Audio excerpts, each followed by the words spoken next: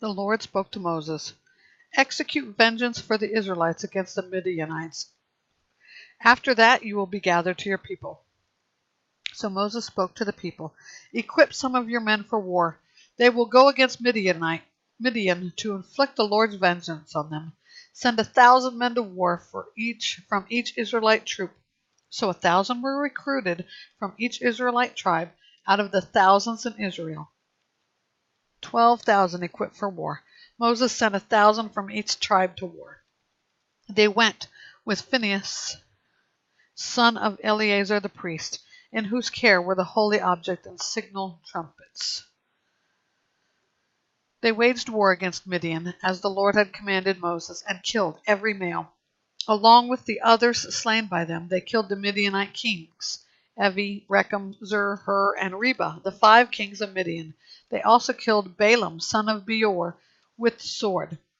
The Israelites took the Midianite women and their children captive, and they plundered all their cattle, flocks, and property. Then they burned all the cities where the Midianites lived, as well as their encampments, and took away all the spoils of war and the captives, both man and beast.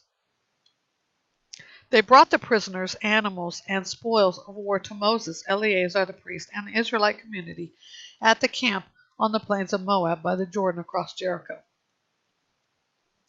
Moses, Eleazar the priest, and all the leaders of the community went to meet them outside the camp.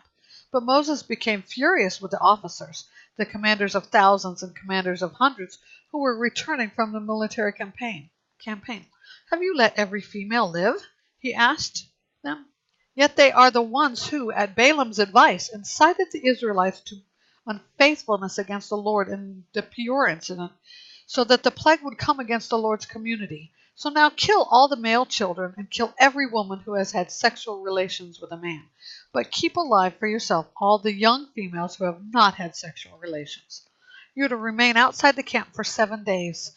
All of you and your prisoners who have killed a person or touched the dead are to purify yourselves on the 3rd day, and on the 7th day also purify everything, garments, leather goods, things made of goat hair, and every article of wood." Then Eleazar the priest said to the soldiers who had gone to battle, "This is the legal statute the Lord commanded Moses. Only the gold, silver, bronze, iron, tin, and lead, everything that can withstand fire, you are to pass through fire, and it will be clean. It must still be purified with the purification water. Anything that cannot withstand fire, pass through with water. On the 7th day, wash your clothes, and you will be clean. After that you may enter the camp." The Lord told Moses, "You, Eleazar the priest, and the family leaders of the community are to take account of what is captured, man and beast. Then divide the captives between the troops who went out to war and the entire community. Set aside a tribute for the Lord from what belongs to the fighting men who went out to war. 1 out of every 500 humans, cattle, donkeys, sheep, and goats. Take the tribute from their half and give it to Eleazar the priest as a contribution to the Lord. From the Israelites' half, take 1 out of every 50 from the people, cattle, donkeys, sheep, and goats, all the livestock, and give them to the Levites who perform the duties of the Lord's tabernacle." So Moses and Eleazar the priest did as the Lord commanded Moses. The captives remained from the plunder the army had taken totaled 675,000 sheep and goats, 72,000 cattle, 71,000 donkeys, and 32,000 people from all the females who had not had sexual relations with a man. The half portion for those who went out to war numbered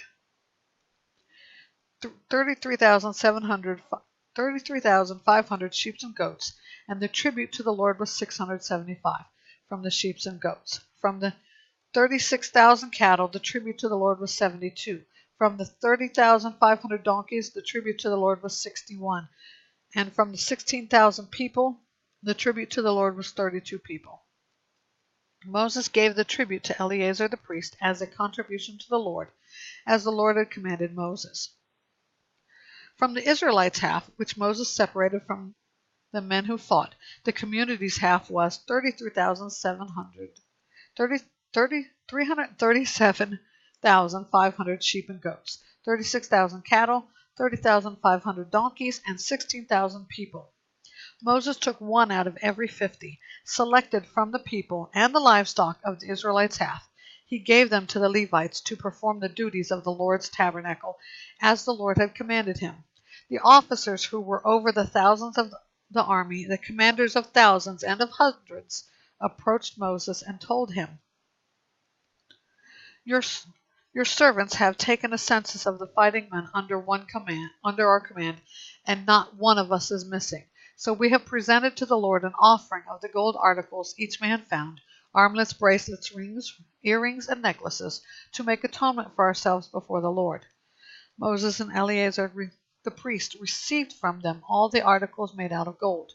All of the gold of the contribution they offered to the Lord from the commanders of thousands and of hundreds was 420 pounds.